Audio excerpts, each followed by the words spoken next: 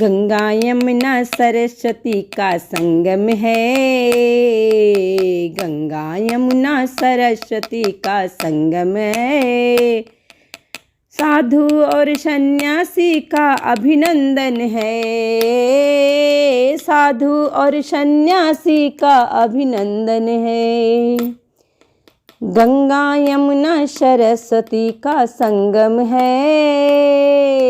गंगा यमुना सरस्वती का संगम है। साधु और सन्यासी का अभिनंदन है। ये प्रयागराज की धरती जो हर हिंदू की शान है।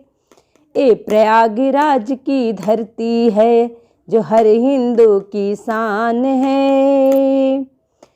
पूछो पत्र पुराणों से, यह तो सबसे पवित्र स्थान है। यह तो सबसे पवित्र स्थान है। पूछो पत्र पुराणों से, यह सबसे पवित्र स्थान है। होता महाकुंभ आरंभ, यहाँ में विश्व धरोहर है। होता महाकुंभ आरंभ, यहाँ पे विश्व धरोहर धाम है। वंदे मातरम, वंदे मातरम, वंदे मातरम, वंदे मातरम, वंदे मातरम, वंदे मातरम।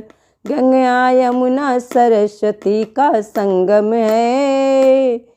हो गंगा यमुना सरस्वती का संगम है। साधु और सन्यासी का अभिनंदन है।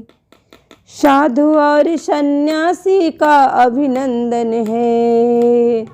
ये महाकुंभ है। ये महाकुंभ है। ये प्रयागराज है। ये महाकुंभ है।